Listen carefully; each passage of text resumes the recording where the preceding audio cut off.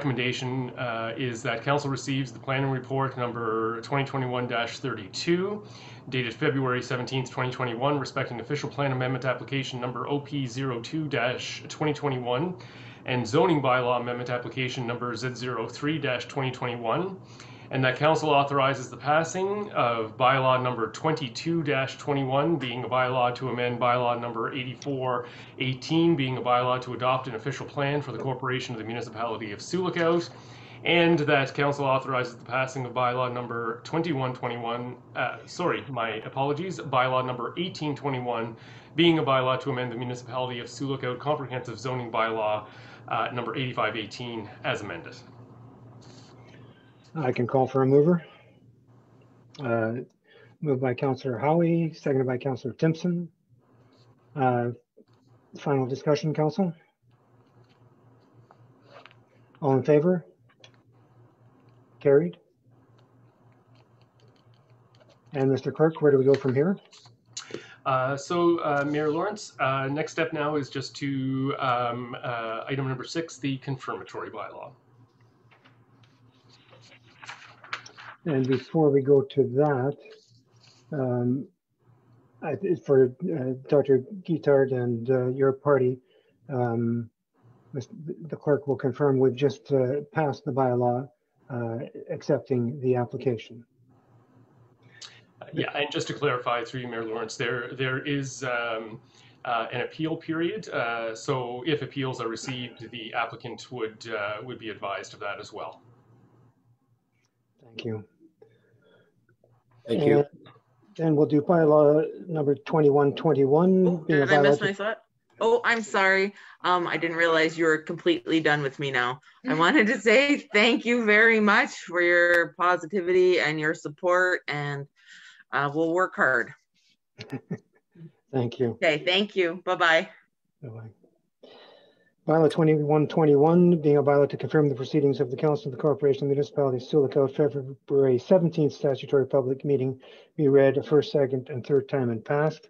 Moved by Councillor Fenlon, seconded by Councillor Bath. All in favor?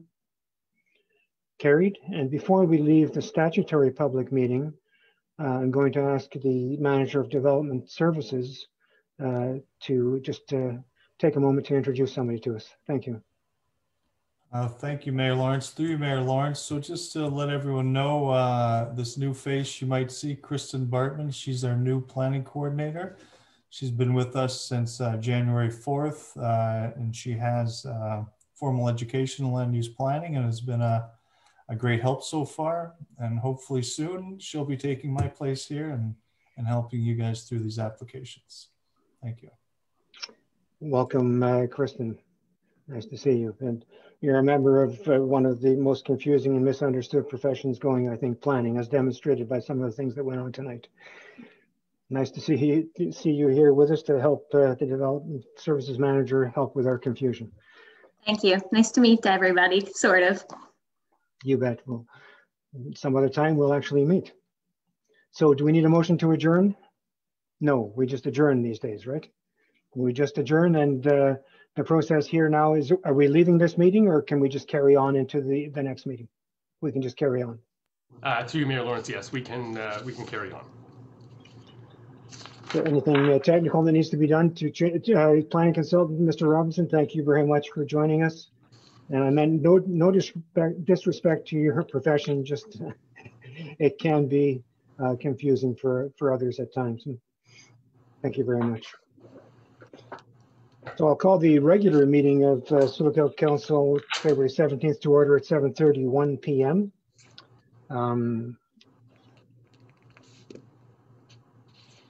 And ask for any introduction of any amendments to the agenda. Through Mayor Lawrence, following the statutory public meeting and the bylaws there that were endorsed for passing at the council meeting, there will be a number of revisions if council wishes to pass those bylaws this evening. And I can read them out as follows if you wish.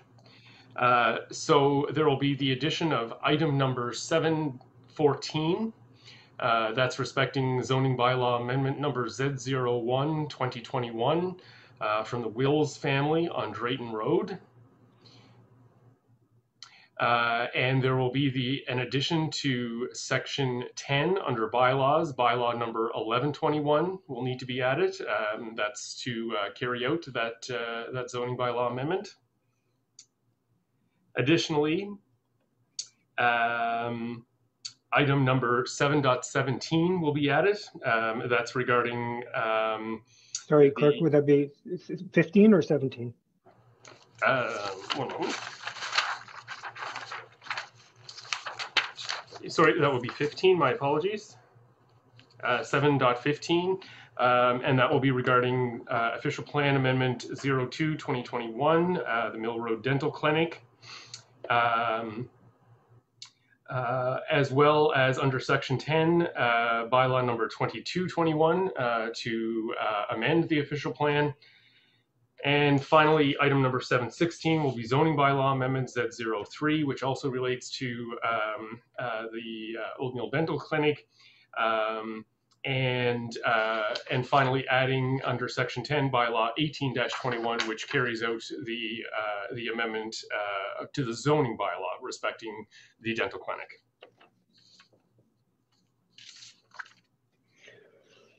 Thank you. A motion moved by Councillor Cassidy, seconded by Councillor Lego, that the agenda for the regular council meeting of February 17th, 2021 be approved as amended. All in favor? Carried. Declarations of pecuniary interest. Through you, Mayor Lawrence, I have none. Thank you. Adoption of minutes. Motion to adopt the minutes of the following meetings: January 7th, 2021 Special Council, January 20th, 2021 Regular Council, January 21, 2021 Special Council meeting, and January 28th, 2021 Special Council meeting. That the minutes of the council meetings held on those dates be approved as presented. Moved by Councillor Bath, seconded by Councillor Fanlon. All in favor? Sorry, discussion, any discussion arising from those minutes, a review of the minutes? All in favor? Carried. Motion to receive minutes from outside agencies and boards. December 17th, 2020, Kenora District Services Board meeting minutes.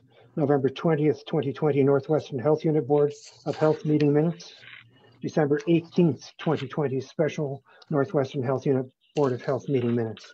That the minutes of KDSB and Northwestern Health Unit meetings as noted be received. Moved by Councillor Cassidy, seconded by Councillor Lego. Discussion? All in favor? Carried. Motion to receive the minutes of the following municipal boards, commissions, and committees. November 3rd, 2020, Committee of Adjustment meeting. Now, January 12th, 2021, Committee of Adjustment meeting. November 25th, 2020, Economic Development Committee meeting. That the minutes of the Committee of Adjustment and Economic Development as noted be received. Moved by Councillor Timpson, seconded by Councillor Howie. Discussion? All in favor? Carried. Determination of items requiring separate discussion. 7.1, current and projected loan breakdown. Lifted. 7.2, 2021 water and wastewater rates. Lifted. 8th Avenue, 7.3, 8th Avenue Infrastructure Upgrades Project.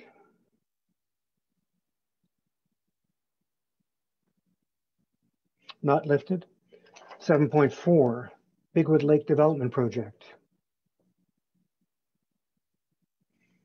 Not lifted. 7.5, Daycare Advisory Committee Work Plan. Not lifted. 7.6, Environment Committee Annual Work Plan. Not lifted. 7.7, Hudson and Area Advisory Committee 2021 Annual Work Plan. Not lifted. 7.8, 2021 Budget Adoption and Tax Rate Approval. Not lifted. 7.9, Ontario Regulation 284-09 Compliance Report 2021. Not lifted. 7.10, bee-friendly yards. Not lifted. 7.11, composting. I'd like to lift that. 7.12, request for letter of concurrence, Bell. Not lifted. 7.13, update terms of reference. Lifted. 7.14, zoning bylaw wills. 7.15, official plan amendment Mill Road. 7.16, zoning bylaw amendment Mill Road. Not lifted. So the items we have lifted for separate discussion are 7.1, 7.2, 7.11, 7.13, 7.13, that's it. That's right. That's for separate discussion. So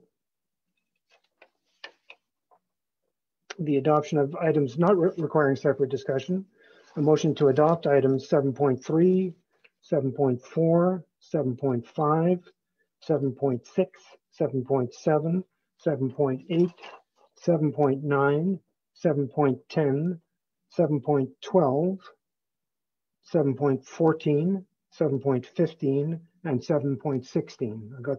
We're in agreement, clerk, thank you.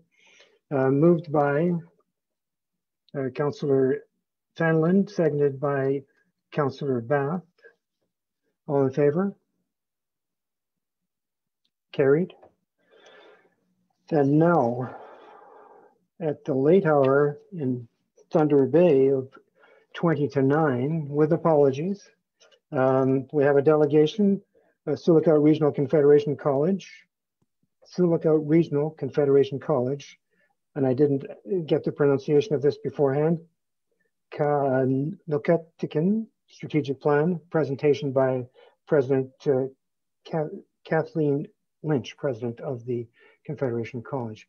Welcome, President Lynch, and apologies for the delay. I think you were advised that it would be a bit later, but recognizing you're probably in Thunder Bay right now, right? I am. Thanks, Mayor Lawrence and Council, and yeah, I thought I might have to sign off and go to bed, but well, thanks. Thanks for having me.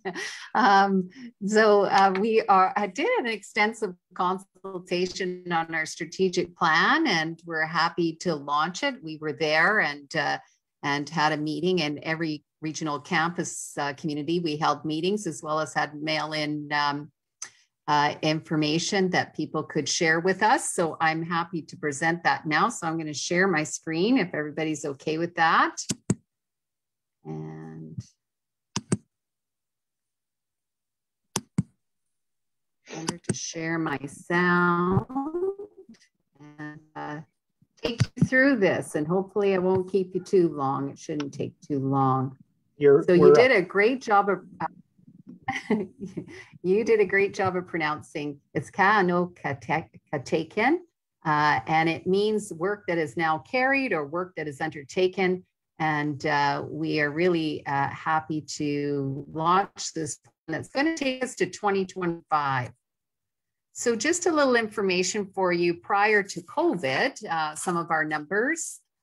We had over 7,700 full and part-time students, over 1,100 Indigenous students, and 1,700 plus international students studying across 58 programs. Part of our COVID recovery, obviously, is going to be able to attract students back to the college again, especially international students. We've done all right with our domestic students, but we certainly have felt the pinch with the international students not being able to travel and all the travel restrictions. So we're looking forward to hopefully things coming back to somewhat more normal circumstances this fall, we can hope. And we've been involved in providing post-secondary education and access to education for over 50 years. So we have over 52,000 alumni that really are great ambassadors for our college. We provide great economic impact of over $643 million. We're just updating that figure this year.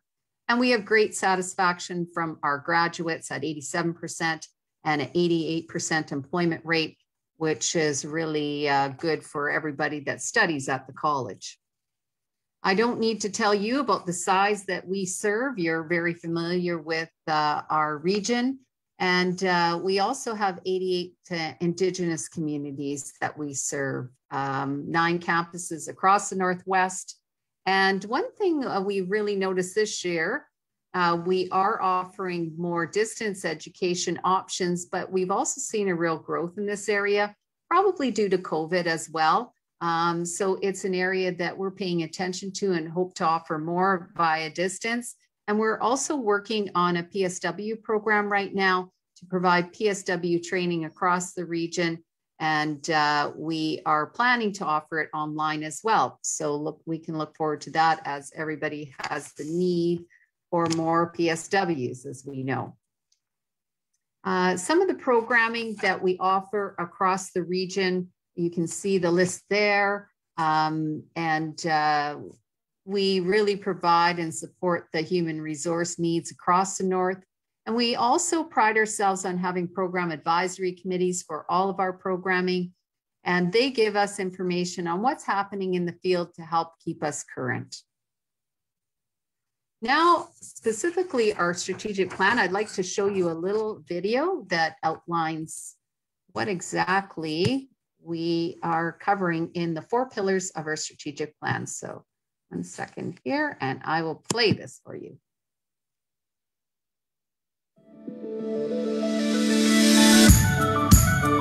At Confederation College, we inspire students to succeed. We enrich lives through learning. How? We live our 3 values: courage, equity, and relationships. What does that look like? Our strategic plan. Building on past successes, Ka Ano Ka Tekin is the catalyst for the work that is now carried. This work is grounded in 4 strategic pillars. Through our commitment to access and success, we create a positive, supportive environment that attracts students and meets their educational objectives.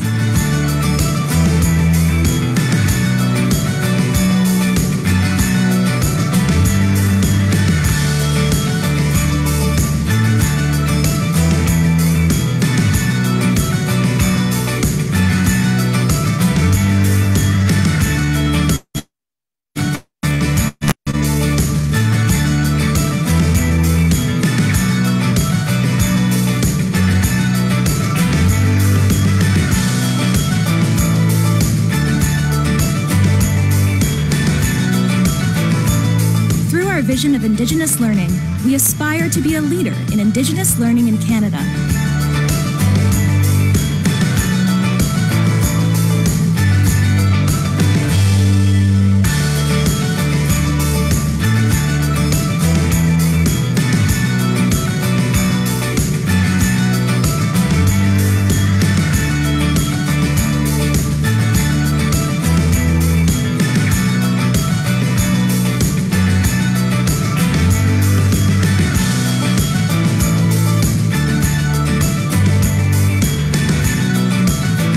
Through our dedication to institutional excellence, we are recognized as an excellent and progressive organization.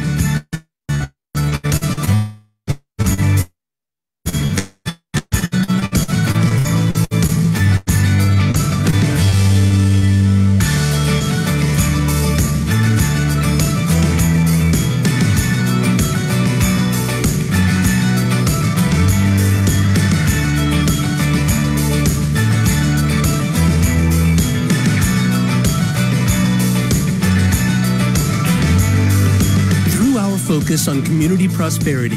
We enrich the quality of life, prosperity, and sustainability of diverse communities.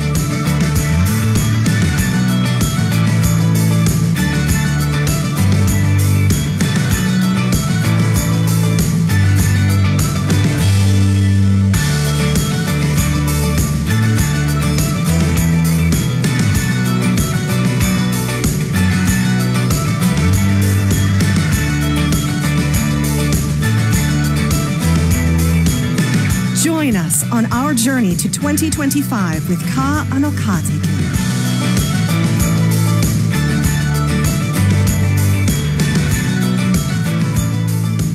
So I hope you enjoyed our little video outlining our strategic plan. It gives you a nice summary of what we hope to achieve. And our mission and vision didn't change a lot, but we have added our Nagano vision front and center to our strategic plan.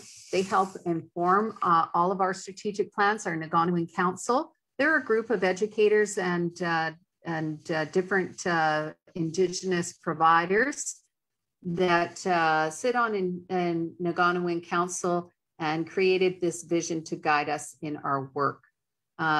Their vision states that the realization of this vision through our work together on reconciliation and renewed relationships with Indigenous people will allow us to be partners for change in education. And we really value their input. They've been an active part of the college for many years. So our 4 pillars, to tell you a little bit more about how we achieve these pillars. In terms of access and success, our student impact is felt right across the region. We know that our students do fundraising and they do volunteerism for many organizations. We have placements and co-ops, and so applied learning that is carried out. They're part-time employees for many businesses, and we, again, provide access to education without having to leave home. So we pride ourselves on being accessible right across the region. We also provide upgrading programming and pre-apprenticeship and apprenticeship training, as well as a college access program to help folks get prepared for their post-secondary program.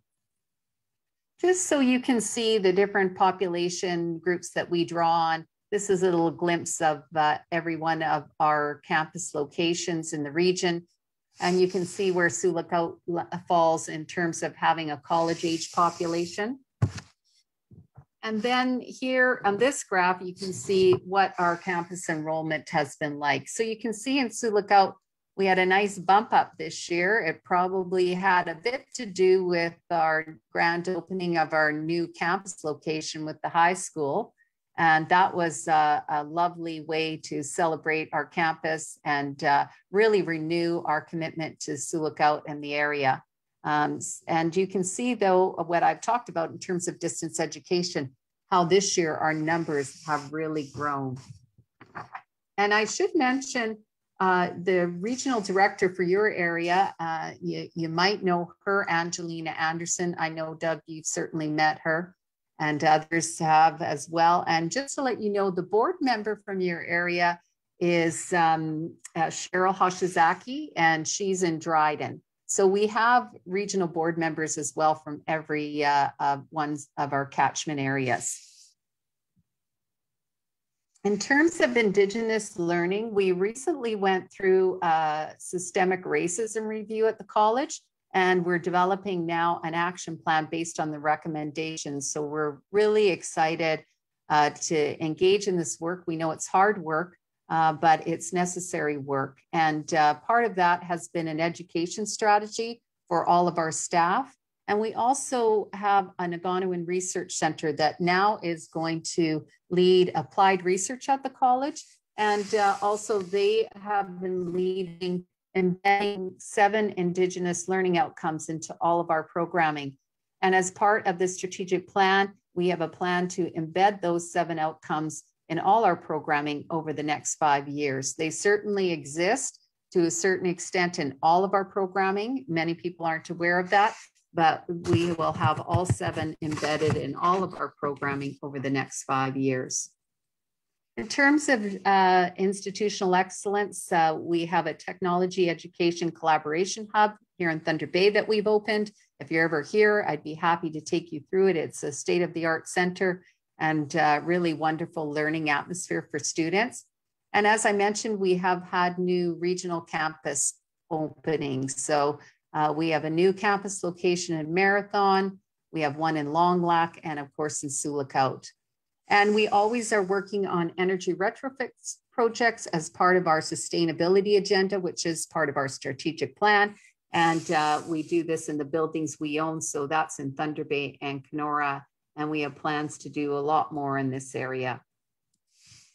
In terms of community prosperity, we have 850 full and part-time employees, many jobs associated with the college.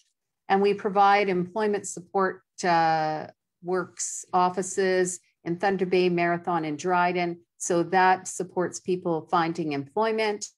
And as I mentioned, we do contract training right across the region. And that concludes my presentation, and just open it up to see if you have any questions. And I will stop sharing my screen here. Thanks.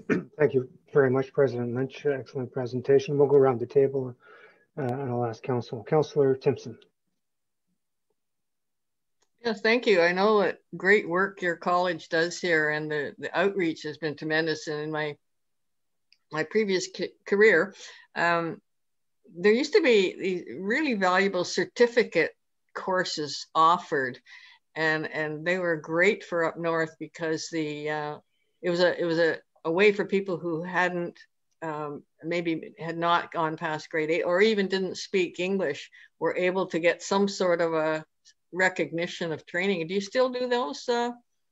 We do, and we do a lot of like pre-apprenticeship and pre-trades and pre-kind of training, life skills training, all of those access kind of programs to get people ready either for work or for post-secondary education. So we certainly do.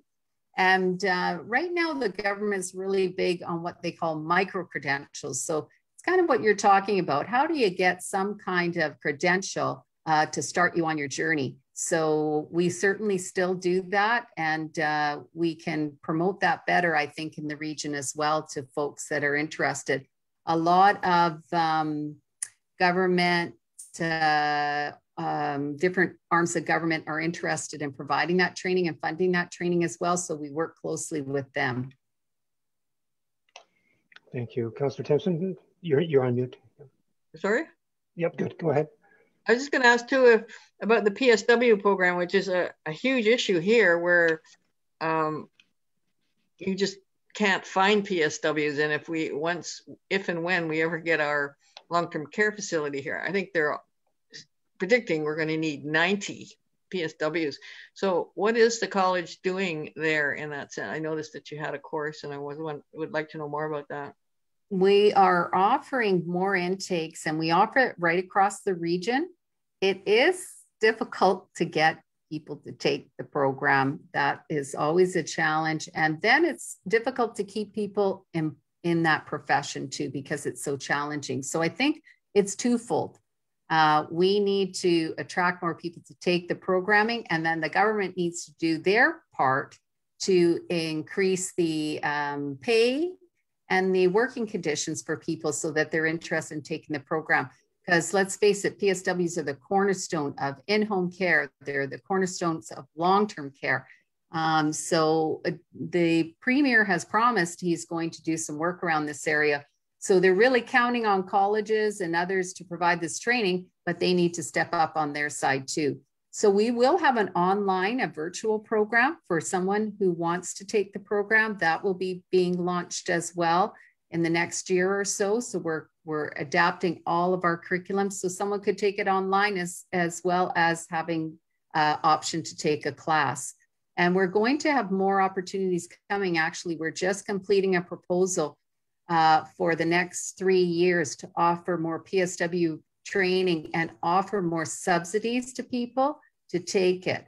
So not only provide them with funding to take the program, but childcare and the other things they need to be able to access education. So we're really excited about that, and that's very promising. It hasn't been funded yet, but the proposal's due in 2 days. So we're going to keep our fingers crossed that we get that funding, and that will augment what we're already doing.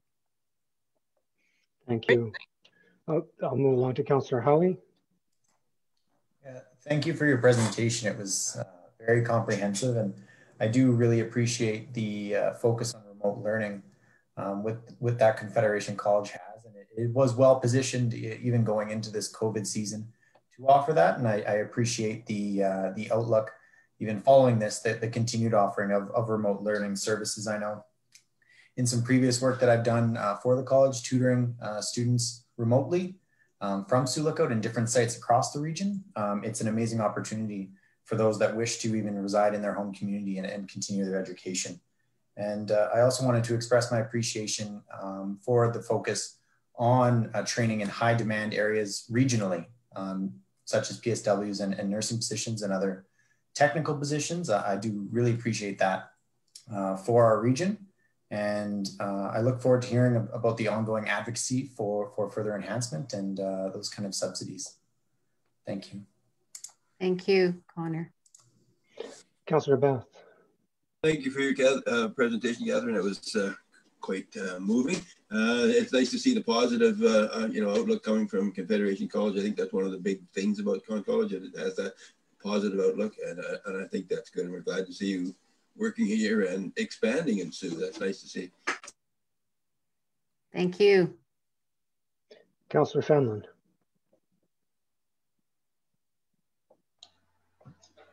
I found it very enlightening what you're doing with the satellite, picking up the people that, the younger crowd, the kids that have chosen not to carry on with schooling. So it's nice to see that, and I think that's great. Thank you. Thank you. Councillor Lego. Yeah, education is the greatest gift we can give ourselves. So I applaud all your efforts for our region, especially the PSW program. It takes a certain person to go into that field.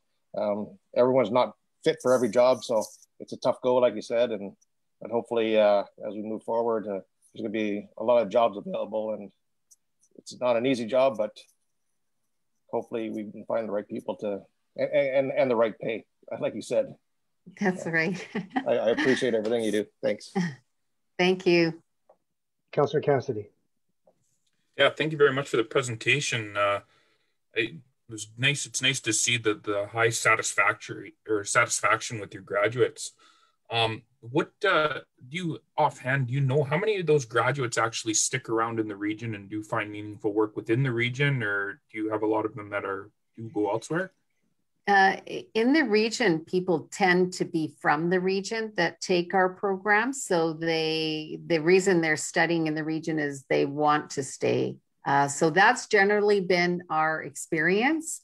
Thunder Bay, not necessarily. But just Thunder Bay, just like all the regional communities, we have an aging population, and more we're trying to attract people to come to our communities and stay in our communities. One thing I'd really like to see happen, if we could make it happen, is attract more international students to our regional campuses and help you with your population challenges too. So that's something that we'd like to work on. But you also have the advantage to the access of a lot of Indigenous youth. So that is an untapped resource in many respects that we need to reach and get them involved in education. And so we're looking at partnering with Contact North to co-brand and offer more programming on some of the larger First Nations that are quite large communities, and tap into the Indigenous youth who maybe can't leave their First Nation to come to school, but still want to access education, because we can do it virtually. And as was mentioned earlier, it was easy for us during COVID because in the region, we're used to offering our services that way. We're used to offering education that way. So I think the more we can do and offer that way, including PSW, the more opportunities we give people in the north to stay in the north and not have to leave. Definitely, that's fantastic. Thank you. Thanks, President Litch. I just have a couple of questions before I let you go. And actually, you touched on both of them. One was the international aspect, and the other was the Northern First Nations. Have you considered, not all the students and not all the programs can stay in the First Nation, can be happen in a First Nation community, and there's certainly some large First Nation communities, and there's many small ones. And Sioux Lookout is a preferred education destination for many of them for high school. Have you considered partnering with anybody or an agency to establish student residences in Sioux Lookout for Northern students? That has been discussed actually when I came up for the grand opening of the campus. That was raised, it's I think it takes a multifaceted group, multi partners to do that kind of work. So we would definitely be interested in coming to the table to talk about it, because I think there were some good ideas about how could it be used, year round. What would the opportunities be? And, Kenora has some of the same challenges too. Housing, right? Affordable housing for people to if they were going to come, how will they live and where will they live? So I think we're certainly willing to be partners and discuss opportunities, but we just don't have a large enough student base that would make sense for us to open a residence. The way our residence works in Thunder Bay, actually, we don't own them. They're owned by a company who builds them and then, charges us a fee to run them. And so we work out a formula. So, some kind of, I did mention it actually to the company that provides our resident services. So I think it would need to be, I think, a bit bigger than what our student population looks like. So who are the other partners that might be interested in this? So I'm going to suggest that you may have value in discussing this with First Nation partners who run residences for high school students, and the high school season is maybe it could be make use of those residences in the summertime of the off. Pelican Falls High School has residences, yes, and their high school season is a bit shorter than. There may be interest, there may not be, but there is existing residents you wouldn't have to build. You would have to design programs that you ran at those times of year. But there would certainly be residential accommodation is an issue here, and so and if you'd like to speak to the municipality, go through the CAO and possibly economic development. The other thing I wanted to ask you about was international students. Yes. Our economic development, we're currently quite involved in immigration programs, and I know that you take a lot of international students, and I've had some come up and sit in my office asking about work here. I'm wondering about some type of co-op program that could be possible where students, we have, I think, 250 jobs available on any given day. That could we work out anything in terms of a co-op program where international students have the opportunity to come up here and possibly through an immigration program as well, work towards residence. So it's just, I just want to sow that seed that we're working on it. And again, if you work through our CAO, we're involved in some immigration projects and employment projects now. That the immigration projects are very attractive. As you know, Thunder Bay has their Northern Immigration Pilot Program. And so they have jobs and they match the jobs to immigrants, and our students get like 50% of those jobs. So any program that you have like that, our students would be interested in them because they want to stay and they want to work. So I'd be happy to connect with you if you have those kind of opportunities and to look at co-op opportunities that you might have available. So I know it kind of goes hand in hand. the jobs, and the housing. So how do we solve the housing to give students a place to stay too? So we need to do both, I think, for it to be successful. I know just on a personal level, people who had to turn down jobs in Sioux Lookout because they can't find a place to live. And that's, tragic. So I think be happy to put our heads together to see what we could come up with. Thanks very much, President Lynch. And I think in the interest of time here, it's 8 o'clock, 9 o'clock in Thunder Bay. I know it's been a late night for you. Thank you very much for staying up. I think I see Councillor Timpson, the short one, Councillor Timpson. Yeah. Yeah, I was just going to speak to that. Kathleen, is, when I referred to the courses that I was involved in the 90s, is that the instructors from Conn College came to the communities. And sometimes we would bring in students from other communities to a central community, but it boosted the economy of the community, but it also allowed people not to have to worry about housing and not to have to worry about uprooting themselves. And are you still able to do that? And I'm thinking in the PSW program, where you really have to, it's going to be such a crisis. And we're going to be recruiting people from the north. There's PSWs in the north who have been there 20 years. Like, they don't leave their jobs in the north. And some of those folks would be great down here. So, I mean, taking it to the people seems to be the way to go. Yeah, we absolutely can do that, especially with the PSW program. That would be the ideal, right? Yeah, for sure. And so if I'm going to talk to Angelina and connect and follow up with you, Doug, and your CAO, and we can see where, the conversation can take us in terms of some of the programming and opportunities, and, what can we do, and the housing situation. And I'm not sure what some of the long range community plans are for. It sounds like you do have plans to expand long-term care. So we certainly like to be involved in those discussions and how we can help you. Yeah, we've been allocated 76 additional beds, and would turn our facility into a 96-bed long-term care, currently 20. So, 2025, we might need PSWs on the ground. The time to start getting those programs together is now. That's for sure. Thank you very much, President Lynch, for your good presentation. Okay, and thanks everybody. So good night now. Appreciate it. Okay, good night.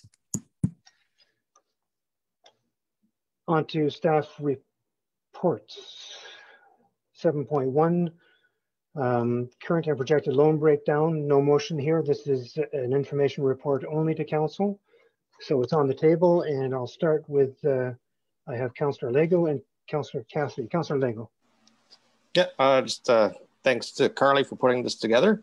Very informative. I'd like to see the long-term picture. I'd also like to see at some point for council to sit down and look at increasing our payments on debt. The interest, we're drowning in interest. We have some huge projects coming up. Like we do with our reserves and reserve funds. Every year we're putting money into them. I'd like to see at some point we start building every year on top of the money from year to year to put down on our principals on our debt. I think it's a conversation that council should have at some point.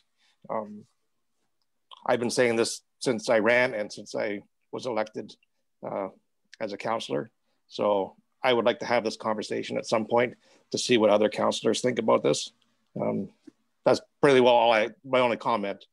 I did appreciate seeing our long-term projections on where we're at. And we all know when you first start paying your loan, you're paying more interest than you're paying principal. So I'd like to see some of those loans taken down on paying down some of that principal, so we're not paying so much interest into the future.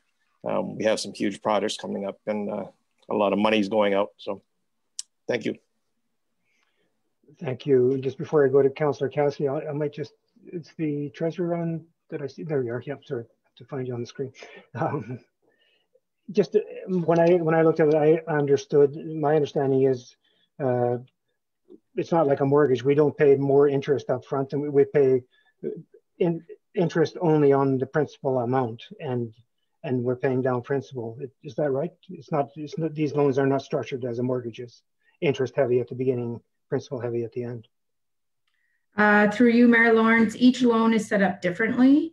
So there are some loans set up the way that you had described, and there are some loans where it's the opposite. So Okay. it all every loan that we have is set up a little bit different. Thank you. And so I agree with Councillor Lego. I think this deserves a special council meeting at some point because it's a significant item. But we can talk to the CAO about that. But Councillor Cassidy. Yeah, thank you. Yeah, my thought on this is similar in lines to Councillor Lego's as well.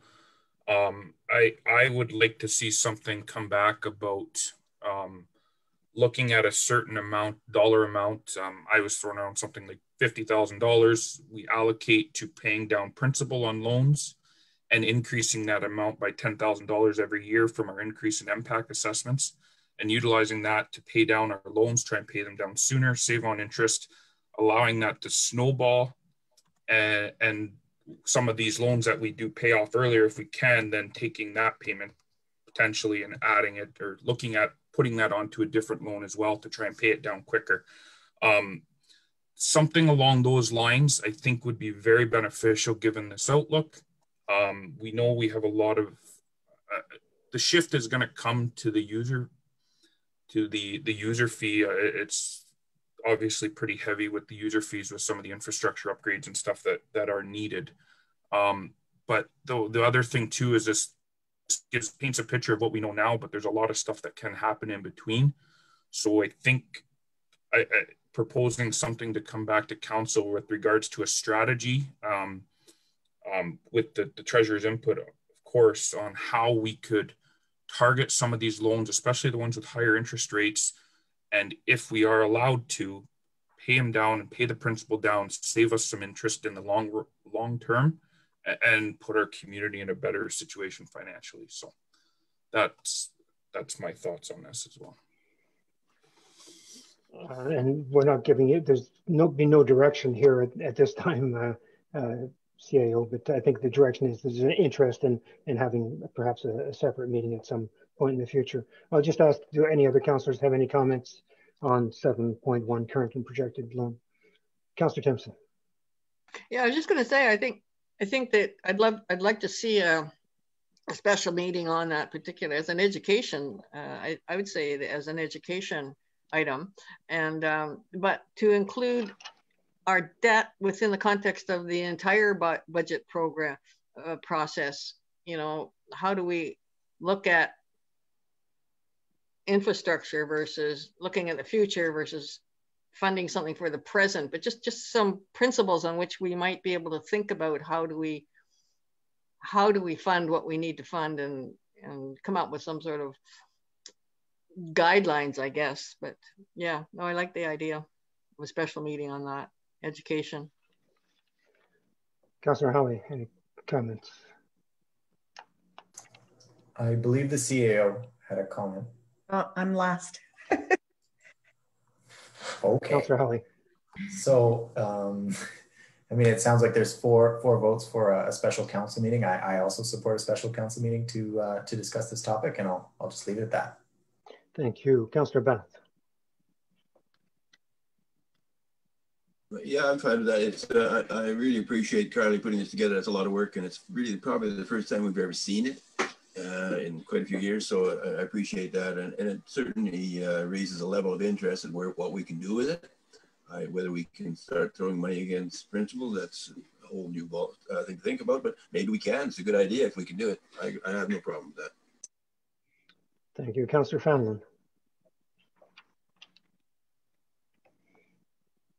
No, I appreciate everybody's comments there, and that's what I think that we should have been doing a couple of years back, is trying to pay down the debt a little bit better. and faster if we can. I mean, we're going to go through a pretty big growing phase here pretty soon with everything that's coming online. And if we can get over COVID, then we'll be able to deal a little bit more. And if we don't do this now, I guess we'll have to do it in the future sometime, at some point in time. Thank you. Thank you. Yeah, this is a report I believe I asked for 5 years ago, 5 years ago, 4 years ago, 3 years ago. Finally, we have more or less the report I asked for. So thank you, Treasurer, CAO. There's a few other things I'd like to see filled in on it, but I think there could be a good discussion. I'm recognizing that Sioux Lookout is a growing community. I don't liken a municipality to a household where you have a mortgage debt that you try to pay off with, and you will always have debt as long as you're growing and vibrant.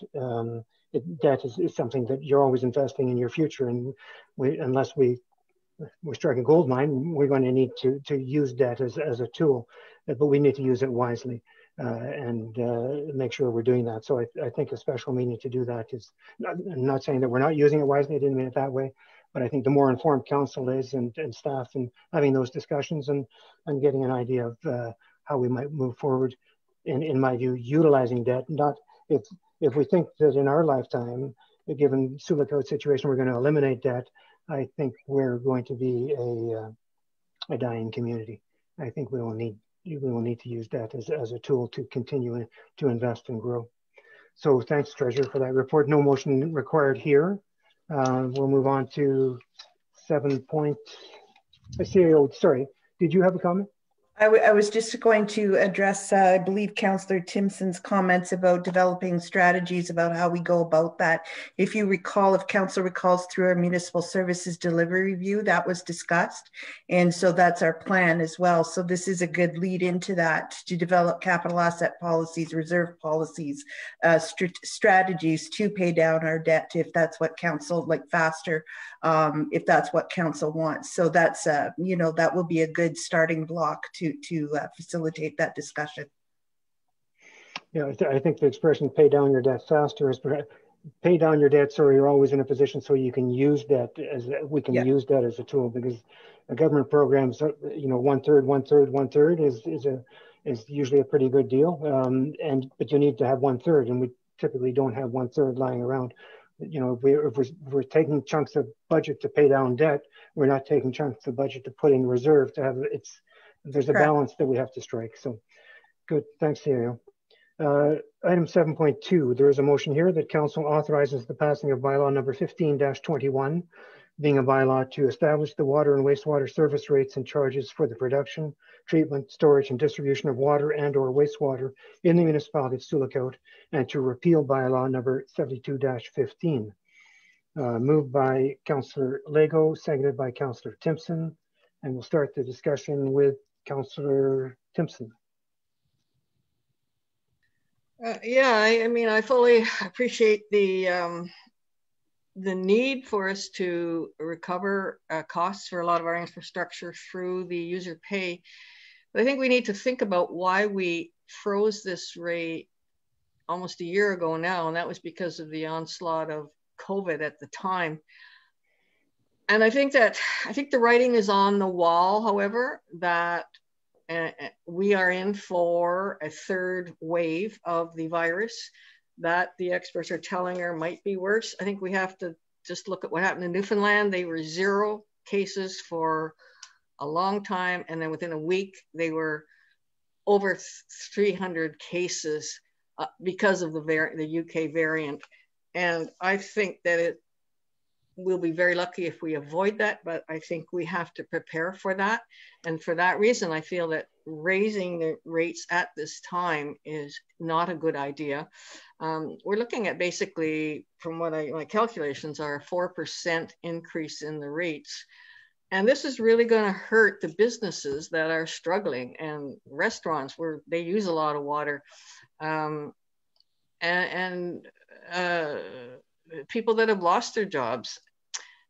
On the other hand, people are staying home more, they're probably using more water. And so are we gaining more? Is our revenue from from the rates now more or the same. But we have to think about the small businesses. Small businesses are really suffering with this. And I am almost, well, I bet I wouldn't be all surprised if we are facing a third lockdown within a couple of months. So I, at this point, can't support this. I think we should put it off until the virus is under control. And so that's basically where I'm standing with this. Thank you. Next was Councillor Lego. Yeah, I think we need to learn to live with what's going on. We need to start moving forward. At the onset of this, we made a decision as council to stop the rate hike. It's time that we start moving forward. I hope to see a light at the end of this COVID tunnel. I'm quite frustrated with the lockdowns and the policies. That's hurting my business more than a water increase rate. Yeah, that's all I have to say about this. Thank you. I'll just go around the table then. Councillor Howie. Yeah, I support the staying of this and holding it off, understanding, of course, we aren't out of the woods yet, and our reasoning initially for this was exactly COVID-19, and we're not clear of that yet. So I do support and echo Councillor Timpson's notion that we should hold off on this until we do actually see a light at the end of this tunnel. Councillor Bath. Yeah, I certainly appreciate what people are saying about that, and we can't keep just holding off. COVID's here. It's going to be a way of life. The third wave, maybe there's a fourth wave. I don't think it's going away for a long time. So I agree with Councillor Lego on that. I think we need to move forward. If we keep holding back and waiting and waiting and waiting, we're going to be in the hole so far at the end of it all. We need to move ahead now. And that's really all I can say about that. Thank you. Councillor Fenlon. Yeah, I look back on time and when we had the downturn in the country and we borrowed lots of money and the government handed out lots of money, and then they started getting, they got to pay down their debt just like we do. And they, I can't think of it right now, but they started changing the way that grant money was handed out, and it made municipalities and cities and that they couldn't afford to borrow it, or they couldn't do it on a planned time like the government was offering. So there was lots of money that the government held back and downpaid their debt as we struggled trying to rebuild our towns. So that's my thoughts. I agree with everybody else on their thoughts too. It's time to start looking at the future and trying to move ahead. I don't think you're ever going to be free of debt, but take the debt down to a better manageable and give us the reserves that we can in case something does happen. Okay, thanks, guys. Councillor Cassidy. Yes, I also agree with Councillor Lego and Bath that we did postpone it, but there's going to be, is there a third wave? Is there a fourth wave? When does it end? We do need to learn to live with this.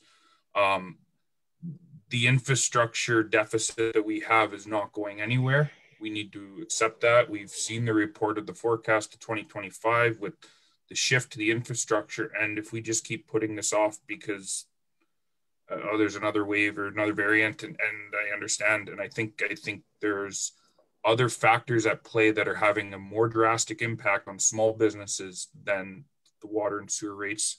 I respect that it is a factor, but it's a factor that we will either have to do it now a little bit, or we'll have to do it down the road, a more drastic increase to cover these infrastructure projects. So I think we need to to own this and go forward with this and spread it out over a longer duration versus having it come due in a larger amount. So I'm in favor with this.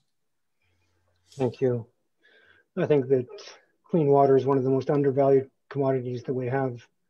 We have it in spades, and it costs us $1.2 cents roughly, depending on your consumption. It's about 1 to 1.25 cents per liter of delivered clean water to your home. And for that price, we'll also come and take all your waste away too. Realizing that the cost of delivering utility services in remote locations, northern locations like Sioux is more expensive. Depth of bury of pipes and freezing conditions in the winter, the rugged nature of the terrain that the pipes are installed in makes our capital projects higher and makes the cost of water higher eventually. But it's still, I think, a good deal, and I agree it's time to move forward with this rate increase. So if there are no further comments, I'll put the motion to a vote, just to be clear. Sorry, CAO, does staff have any comments on this report? I can defer to Andrew and/or Carly. I'm not sure if they want to comment. I just want to note Councillor Howie has his hand up. All right, thank you. Councillor Howie. On this motion, I'd like to call for a recorded vote. Certainly. Did staff have anything they wish to say? Through you, Mayor Lawrence, I just wanted to let everyone know that I did do a quick calculation before tonight's meeting to give a little bit more perspective of how it could possibly affect the users. So on an average, with the current rate and with the possible new rate, if a family were to use 14 cubic meters of water, or a business, because there's no difference in price, whether it be a business or whether it be a homeowner that's using the water. If they were to use 14 cubic meters of water, the difference is $4.78 a month of an increase. Thank you. Councillor Howie. Oh, that was you. Sorry, you had, was the recorded vote? That was your comment? Okay.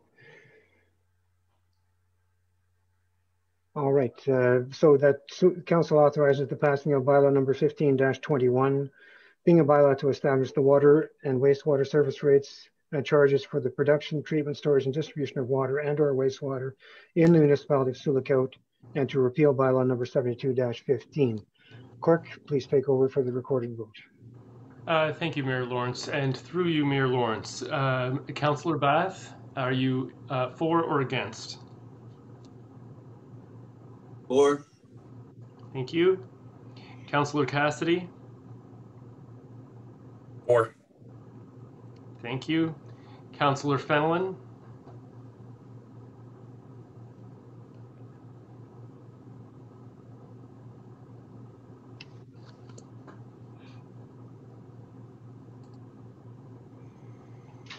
Sorry, Brian. Yeah, I'm for it. Okay, thank you. Councillor Lego? I am for it. Thank you. Councillor Howie? I am against it. Thank you. Councillor Timpson? I'm against it. Thank you. Mayor Lawrence? For. Thank you. Mayor Lawrence, there are 5 votes in favor and 2 against. Motion is carried. Thank you. On to item 7.11, composting. The council approves the Environment Committee's request to distribute a survey to the general public about composting in the municipality. Is this a motion, Clerk? Yes. Moved by Councillor Timpson, seconded by Councillor Howie. And I'm the one who lifted it, so I'll just start the discussion. I feel that the survey needs a lot of work, but before it goes out. But I also feel that a survey of this nature should be conducted by the municipality, not by a committee of the municipality. I have concerns that the implication is by conducting the survey before it comes to the council table, or maybe it's at the council table now, is that it implies that the municipality is considering composting. And I think there's a slippery slope here that our public works staff should be involved in this. I think it's premature to conduct a survey by a committee, is my opinion. I've looked at it. Does anybody else have any comments? Councillor Timpson. Yeah, I believe that in our work plan, this was approved that we would be exploring options. We also learned in this process that there is a possibility of a compost facility at the distribution center.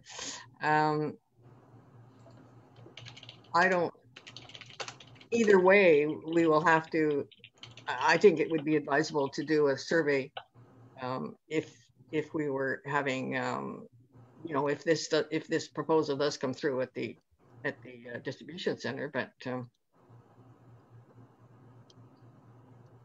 so yeah, I mean, I support it, and the committee, it wouldn't be the committee running the survey, it would go through the municipality, obviously.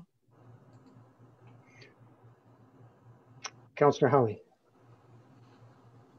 Any comments? Yeah, I support a survey of this nature to ascertain the acceptance of composting from residents of the municipality, and respectfully, if it is conducted by a committee and I mean, does obviously receive the approval of council, I'm absolutely for either calling it a municipal survey or a survey of the environment committee to get public feedback. I support this motion. Thank you, Councillor Bath.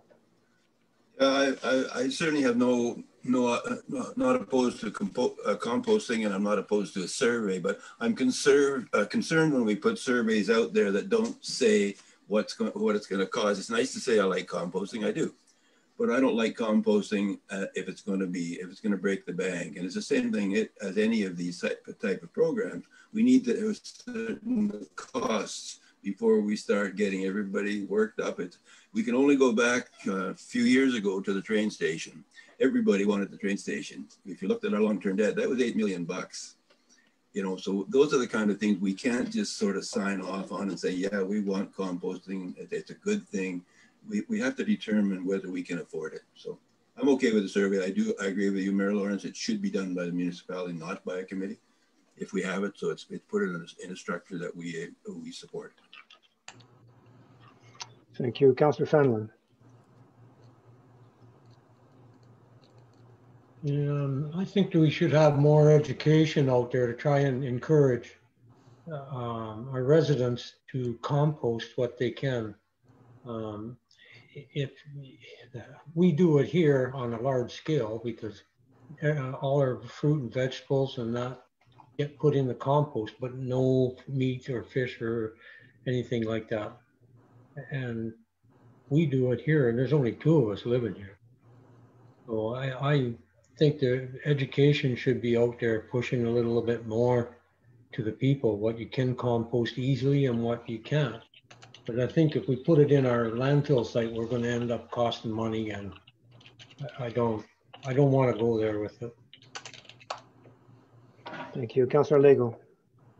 Yeah, no, I like the idea of survey, whether it's, like you said, through the municipality. That's the best way. I'm sure we have people there that can do a survey monkey survey and get that out to the people. I believe in composting as well, so it's always a good thing, not throwing stuff in the landfill and reusing it. So thank you, Councillor Cassidy. Yeah, I kind of wrote these with the input from the Environment Committee, and the intent behind this is to just understand what the uptake potentially could be from the community around composting. And this is, it's perfectly in line with the Committee of Council to actually provide or get information, disseminate it, and provide that input up to council as well to develop strategies on it. This this is work that was signed off by council in our work plan. It's exactly what we said we were going to do in our work plan. I'm not against tweaks or modifications to it, but and I don't think either whether it comes from a committee of council or the municipality, it's okay. I think maybe we could give a little more background of it, maybe what it is we want to do with it. It's just an information gathering exercise. We're not looking at bringing a center here, not through the municipality anyway. I refer to what Councillor Timpson mentioned about a facility with the regional distribution center that was put out by ECDEV. But this is just an information gathering exercise. We just want to learn more so that we can present those findings up to council and provide recommendations. So I'm open to edits or tweaks from the municipality if they'd like. That was kind of the reason we wanted to send it through to get vetted and make sure it was okay. So yeah, that's kind of where it is. Thank you. And just to be clear, I'm not opposed to composting. We've composted at home for many years. What I'm worried about is the expectations raised by this type of survey in the public that we are going to get into composting when we, it's like a lawyer shouldn't ask a question he doesn't know the answer to. You may get a huge uptake, but then maybe there's a cost of $3 million to get this started. And then where are you having raised the expectations? I just feel that some more front-end research by staff might be beneficial before this survey is conducted. And I'd ask staff to any comments just through you, CIO. The only comment I have is with reference to composting at the in conjunction with the regional distribution center and potentially on airport lands. That could potentially be I know that's has nothing to do with the survey, but I just caution council because it could potentially have issues with wildlife at the airport, which is what we need to avoid at all costs because of the operations of the airport. So depending on how this facility would be set up, that could become problematic if that was the site. So it's just a general comment. Any further comments, I think, from staff? No. So I would just ask, sorry, is your hand up, Councillor Timpson? Yeah, I was just going to say, there's all kinds of surveys go out there and to the public, and I think the public knows that it's not going to happen right away. With all the surveys that we do, they know community safety. They know that the survey isn't going to result in community safety. They will know that a composting survey is not going to result in a compost facility. So I honestly don't see any harm at all or any negatives in putting it out there. I think it will show that we're interested and we're at least thinking about it. And, all right, thanks. Can I just go through, I'd like to go through corporate services, which is communications, and see what their input onto conducting a survey. Mr. Clerk, thanks. Through Mayor Lawrence, thanks. Yes, certainly hearing from all the members, I certainly hear the pros and cons and the potential concerns. I certainly agree that if a survey is going to be put out, that a really good preface or preamble accompany the survey so that people understand exactly the purpose of the survey, exactly what it's intending to do, and to clarify that no commitments are being made by the municipality. I think that would be important. I would also request that, as with everything else the Environment Committee does, or any other committee, that it be vetted through communications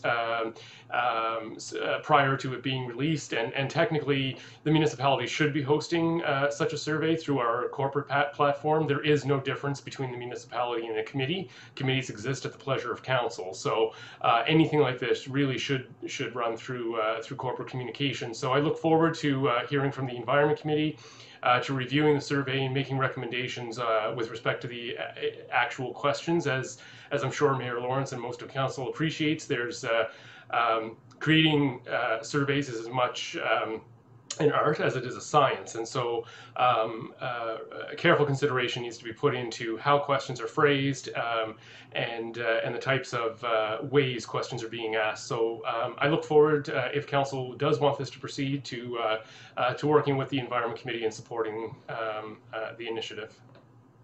Thanks, Clerk. And honestly, with you having said that, I'm comfortable with this. That's going ahead. But I feel it should be through corporate services, through communications with municipal vetting, not through a committee surveying the public.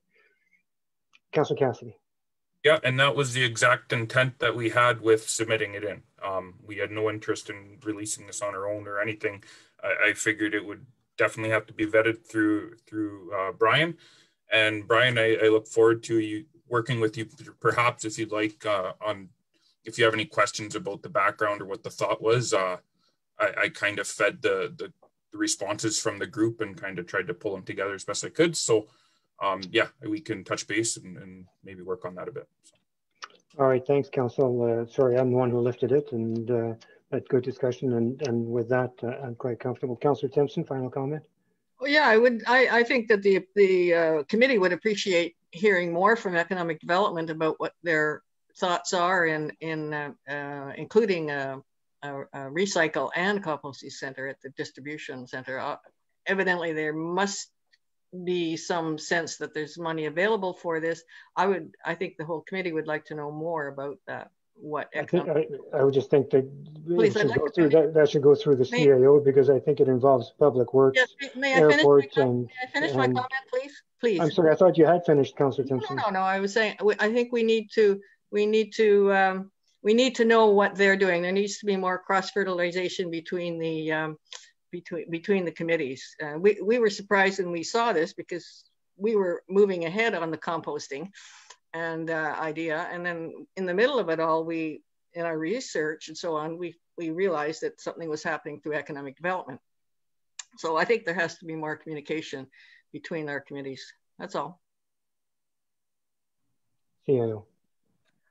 Through your worship to Councillor Timpson, the rest of council. Yes, at this point, I just recently learned too of the idea of composting at the distribution center, as well as, and the economic development manager had indicated that she had been contacted by Recycling Ontario.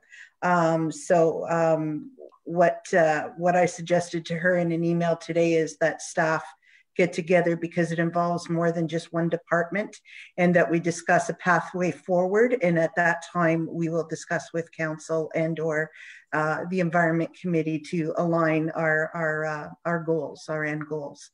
At this point, though, it's very, very high level and preliminary.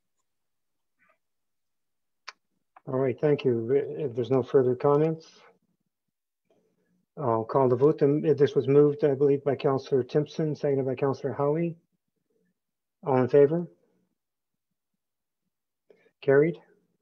Thank you. 7.13, that council authorizes the passing of bylaw number 19-21, being a bylaw to establish a terms of reference for the Committee of Adjustment, and to rescind bylaw number 02-13, being a bylaw to establish a terms of reference for the Committee of Adjustment. Moved by Councillor Bath, seconded by Councillor Fanlin. Discussion starting with Councillor Timpson. Yes, I was asked by a member of the public to lift this issue, and with the concern being, and I think there's a good point here, that we only have 3 people on this committee, and we are permitted to have 5. The reason being that there was only one applicant for the position on the Committee of Adjustment. And I just wondered if it seems to be out of balance that we have 2 councillors and 1 public member. And if we want to increase our public participation, and this is like, these issues, Committee of Adjustment, directly affect the public. So, but when I think if I was not involved in council and I saw an ad for the Committee of Adjustment, I would just pass it over, because I wouldn't know what it was. It can be very interesting. And what I've noticed is that in the past, we've had a surveyor. We've had the existing woman who is in planning on this committee, but most people who know something about planning, our contractors and so on, they wouldn't be able to participate because they'd be in conflict of interest all the time.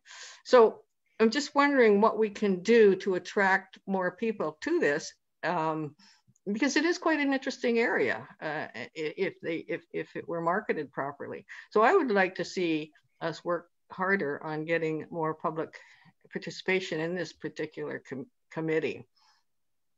And unlike the Environment Committee, the Arts and Culture, Recreation, that grabs people's attention, but I think there's people out there that would enjoy this committee, and we could market it more.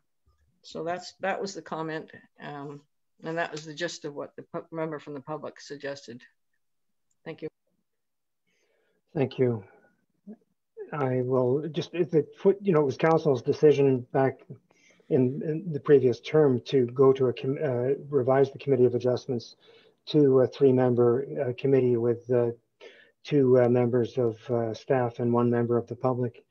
The Committee of Adjustments is a little unlike other committees. It's a quasi-judicial body making interpretations on the official plan and the zoning bylaw, and with respect to minor variance consent applications. So a certain level of expertise is required and knowledge of things. So I view it as different from others. But this motion is really addressing. At the time, it was a slip in the corporate services clerk's department that a motion wasn't passed based on council's direction. Is that correct, Clerk? Yeah. So we'll go around the table on this. Councillor Timpson, you've spoken. Councillor Howie. I support this adjustment. Councillor Bath. Yeah, I know I was when we cut back on the size of the committee, I was part of that. And one of the concerns that happened, and I appreciate what Councillor Timpson's saying, it is an interesting area, and also what you said, Mayor Lawrence, it's quasi-judicial, and to have people serve on the committee that are knowledgeable, it's so hard in a small community because you easily run into a conflict of interest. And that's what happened with the last time we had a large committee. We had probably 3 people on the committee that were in a conflict of interest almost all the time. So it's a very difficult decision to know we want to increase it. We have to increase it very carefully, and the members who we move on to it have to be vetted. And I think it's not like a normal committee where you just put somebody on there because you want to put them somewhere. The people who go on here need to be vetted almost as to how they're going to vote. You don't want them voting to support a contractor or voting against a contractor. And we've had both of them on the previous committees. Thank you. Councillor Fanlon.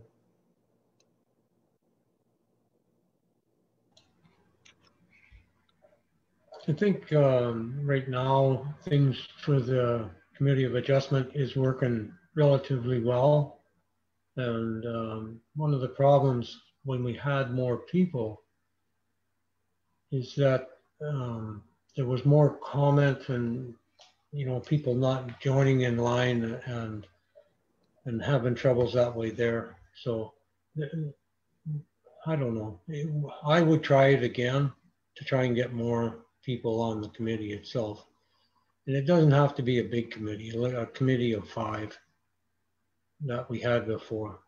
But like the mayor said, they got to be more knowledgeable about what's happening in the municipality and why it's happening.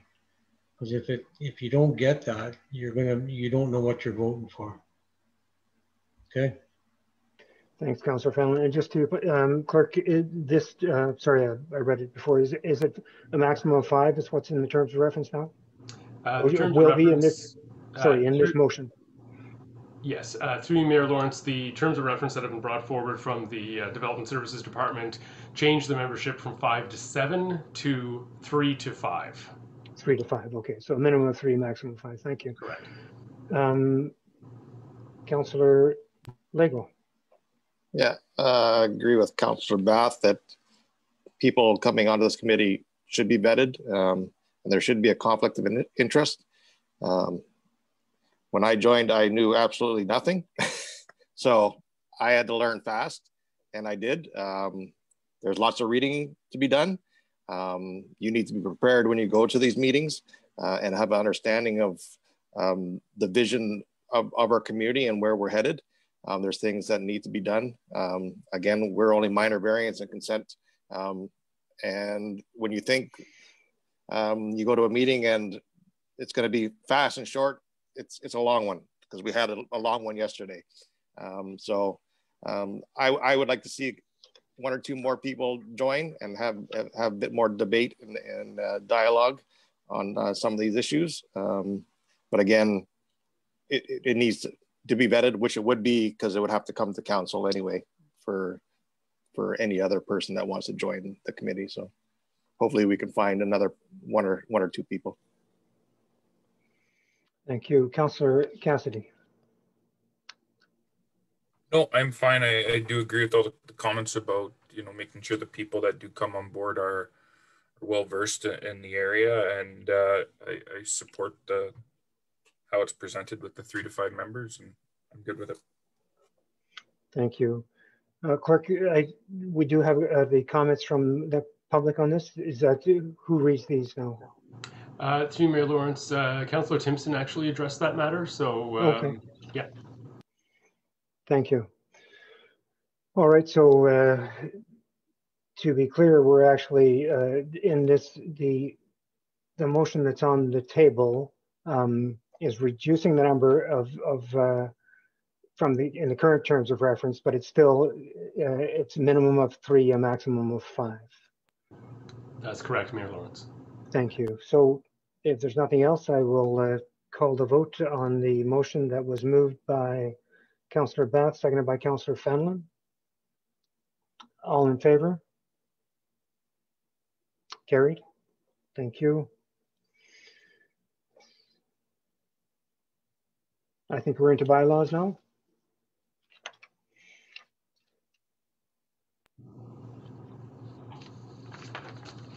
How do you feel, Mr. Clerk? I'm feeling great. Could exercise my vocal cords if council so desires. Perfect. Through you, Mayor Lawrence. So there's a number of bylaws for council's consideration for 3 readings and passing tonight. Bylaw number 13-21 being a bylaw to adopt the estimates of all sums required for all municipal purposes during the year 2021 and to authorize the levy and collection of taxes for all municipal purposes in the municipality of Sioux for the 2021 fiscal year. Bylaw number 14-21 being a bylaw to set the tax ratios for prescribed property classes for municipal purposes for the year 2021. Bylaw number 15-21 being a bylaw to establish the water and wastewater rate service and charges for the production, treatment, storage, and distribution of water and or wastewater in the municipality of Sioux, and to repeal bylaw number 72-15. Bylaw number 19-21 being a bylaw to establish terms of reference for the Committee of Adjustment and to rescind bylaw number 02-13. Bylaw number 20-21 being a bylaw to authorize and direct the mayor and clerk to execute an agreement between the corporation of the municipality of Sioux and Q8 Naski Limited for construction, tendering, contract administration, and construction site inspection services for the 8th Avenue Infrastructure Upgrades Project. Additionally, which was brought forward from the statutory public meeting, we have a bylaw number 11-21 being a bylaw to amend the corporation of the municipality of Sioux comprehensive zoning bylaw number 85-18 as amended. That's respecting the Wills application on Drayton Road. Bylaw number 22-21 being a bylaw to amend bylaw number 84-18 being a bylaw to adopt the official plan for the corporation of the municipality Sioux official plan amendment number OP 02-2021. and bylaw number 18-21 being a bylaw to amend the municipality of Sioux comprehensive zoning bylaw number 8518 as amended, and those last two are both related to Dr. Guitard's application respecting the Old Mill Dental Clinic. Thank you. So we need a mover. Moved by Councillor Lego, seconded by Councillor Cassidy. All in favor? Carried. Motions to reconsider, no. Outside resolutions, no. So Councillor reports, going around the table. Councillor Timpson. Let's see. Well, yeah, I'm in a library board. One of the things we're dealing with there is trying to get a strategic plan together. Environment committee, and as we discussed earlier, composting has been on our agenda, and I did a little bit of research about what's happening in other communities that have small communities that have composting facilities. So I communicated that back to the committee. Hospital board, Northwest Health Unit briefings, and KDMA. And just a reminder to everybody, KDMA annual general meeting is tomorrow night at 5:30, and it'd be really great to see a good showing from Sioux Lookout. And I think that's all. Fairly busy month considering we're locked down. Oh, Truth and Reconciliation Committee. That's another one. Yeah, I'm on that one. And we've had a meeting there, and we're moving along on the Northway Cemetery commemoration project that we're looking at. Okay, thank you. Thank you. Thank you for the thank you. I apologize if I seem to cut you off earlier, but sometimes I think you're finished and you're not. So the thank you at the end is a good indicator to me that it's time to move on to the next one. Thank you. Okay, thank you. And just following up, is there a just show of hands who's intending to attend KDMA tomorrow night? So there's looks like three councillors and one staff. Good, thank you. I may send a note to you about some resolutions that are coming to the floor. Councillor Howie. So I have been participating on the Economic Development Commission meetings. It's been great to be traveling to our northern communities as part of the vaccine rollout and seeing the uptake in the region overall and in combating COVID-19. And it was great to see our MPP Saw-Mamaquah in Muskrat Dam as well. In addition to this, I've been answering questions and comments regarding agenda items. Some hot topics like rezoning are always popular with the members of the community. So it's been a busy month despite lockdown. Thank you. Thank you, Councillor Banff.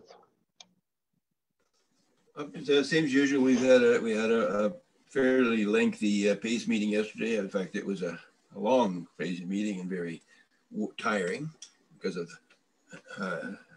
virtual crashes and whatnot, but it was got done. So I'm quite happy when our meetings with the town go well. It makes it a lot easier to do them. So other than that, that's the only one. I have a hydro meeting tomorrow, and then that'll be it for a month. Thank you, Councillor Fenelon.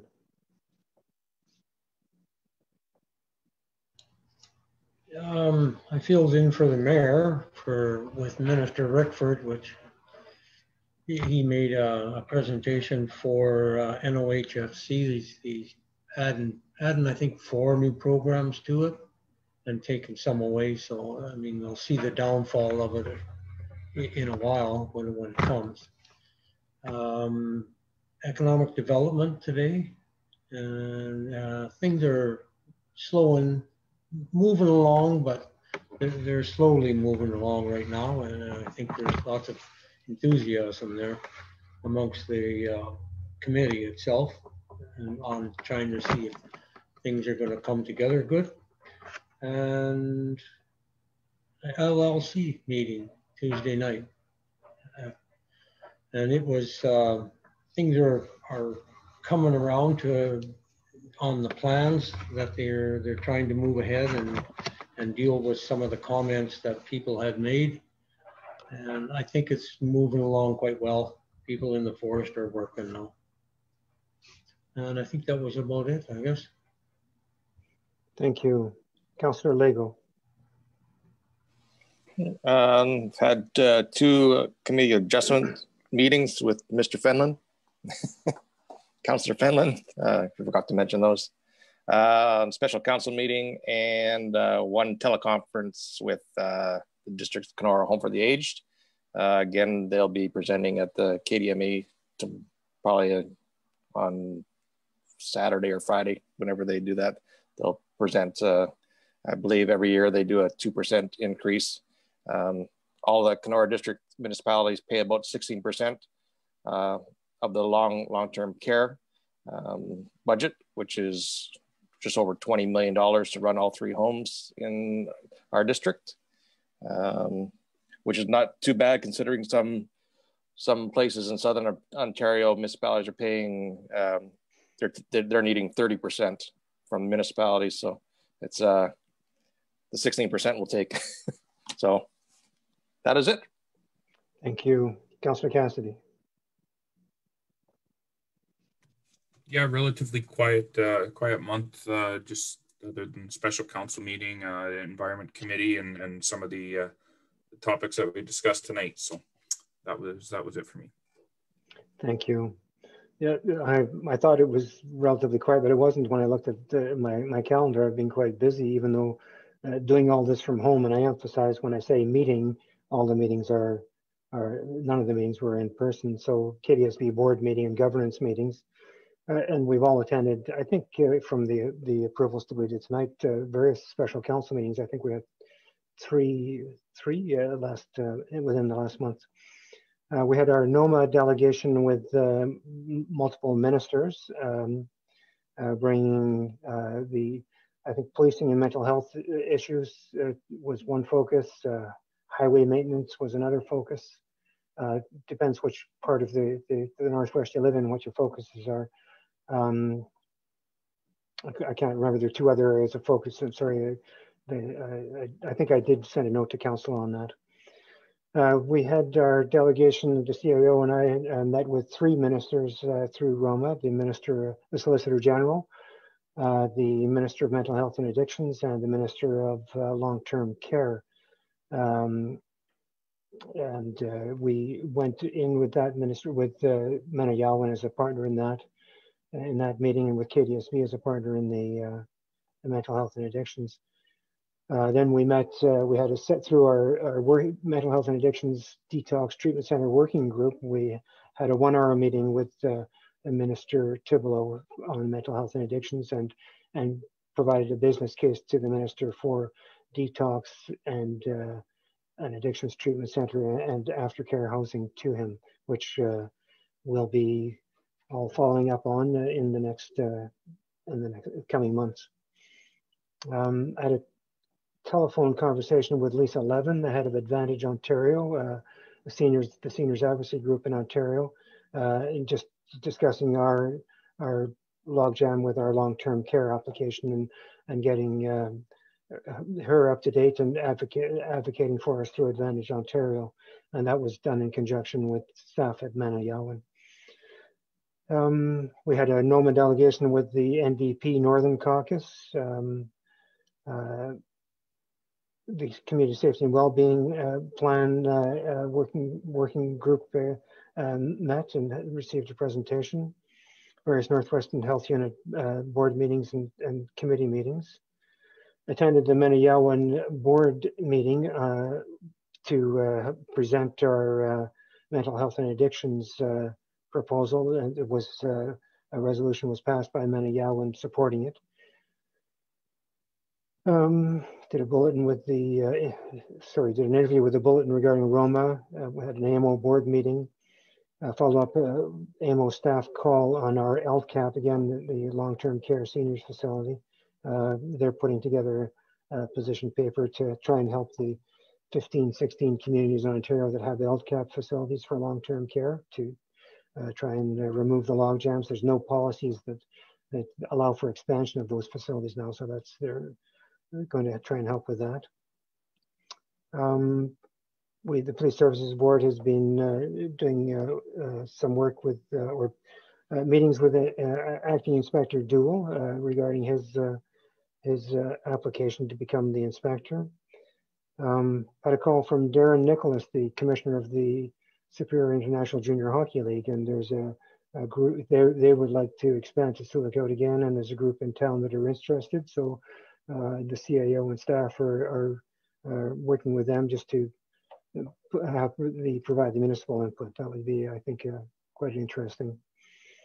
Met with Eric Malello, our MP, to discuss, I gave him a briefing note on 9 or 10 topics, and there was follow-up on 2, the tourism file, support for our tourist outfitters. And help me, CAO, what was the other? I'm sorry, there was another one that we had specific follow-up right after the meeting on. Emergency Management Control Group meeting. So we had our own emergency within the emergency. Muskrat Dam First Nation had who operate on 3 generators, had 2 of their generators out. They're down to 1 generator. The Wate project won't be connected to them for at least a year or 2. So they were hobbling along, and there was at the minus 35, minus 40, in fact, in Muskrat Dam, there's a possibility of evacuation. So our emergency management control group met, and staff have put in place all the resources to allow for an evacuation of about 100 vulnerable people from Muskrat Dam, and that's in place until February the 20th. There was a possibility last Sunday night in the early morning hours. They had a blackout in Muskrat Dam, and the possibility that they would have to evacuate, and our staff were at the ready. I sent a note and had a conversation with the chief, Gordon Beardy of Muskrat Dam, and our staff have been working closely with IFNA staff and the community. And I received an email from IFNA that the chief and council wanted to say thank you to Sioux Lookout for all the work we had done to be prepared, and special recognition of our emergency services manager, Bob Popovic, for all the work he did. So I just passed that on to council that the First Nation was very appreciative of our readiness to welcome them, our preparedness, which takes staff time, and these are resources that are put in place, hotel rooms and all the things that are necessary. It looks like they'll get through the emergency. They have temporary generators, but we won't, this is the 17th, and we're being asked by POC to be on hold, keep those rooms on hold until February 20th. I think there'll be a meeting CAO later this week. But we were just basically in a state of readiness in case they had to evacuate. And I attended the second Minister Rickford announcement. Thank you for attending the first one, Councillor Fenlon, on the revamped NOHFC, which was attended by 700 people through Zoom. And we'll see what it looks like. I'm sure that our staff will let us know what we can apply for and what we can't. And then attended the week or the bi-weekly mayor minister call with Minister Rickford last week. So that's it. We are now going to move into closed session, and I'm just going to ask the clerk and the CAO, do you think we can accomplish the closed session by 10 o'clock? CAO clerk? I'm deferring to the CAO. This is a bet. Yeah, not a very good one tonight. I would think that it depends on there is considerable dialogue on things to consider on the 2 reports that I have in closed session. So it depends on how well I portrayed delivered that information in the reports, and how many questions there are of council. So I guess my question is would it be appropriate to recess until a Friday meeting now, or do we want to take a chance at completing this in this closed session by 10 o'clock? It's up to council. Sorry, okay. And if we're in closed session, can we extend the meeting if we need to, clerk? Through you, Mayor Lawrence. Yeah, that motion can be passed and closed. It would just have to be ratified and open after the fact. Okay. I don't want to be here until 11 o'clock. I don't know about everybody else's energy level. I'm hoping we can accomplish this by, is that fair enough, by 10 o'clock? We'll take a chance at it and then avoid the situation. Is council prepared to move on? And I'm seeing nods yes, and we'll take it. I hope that we don't have to convene again on Friday then, because I know there were different availabilities on Friday. So let's keep going. To discuss matters of a general nature, the council moves into closed session at 9:11 p.m. Subject matter relating to a proposed or pending acquisition or disposition of land by the municipality per Municipal Act 2001. One item, proposal to purchase property in Hudson. Subject matter relating to labor relations or employee negotiations per Municipal Act. One item, staffing matters. Subject matter relating to a position, plan, procedure, criteria, or instruction to be applied to any negotiations carried on or to be carried on by or on behalf of the municipality or board, local board or municipal act. One item, signage negotiations. And subject matter relating to personal matters about identifiable individuals, including municipal or local board employees per municipal act. One item, council, boards, commissions, and committee memberships. Moved by Councillor Cassidy, seconded by Councillor Howie. All in favor? We'll move into closed session, join there, and if we need a 2-minute break, we'll take it. We'll see when we get there. So let's join the closed session.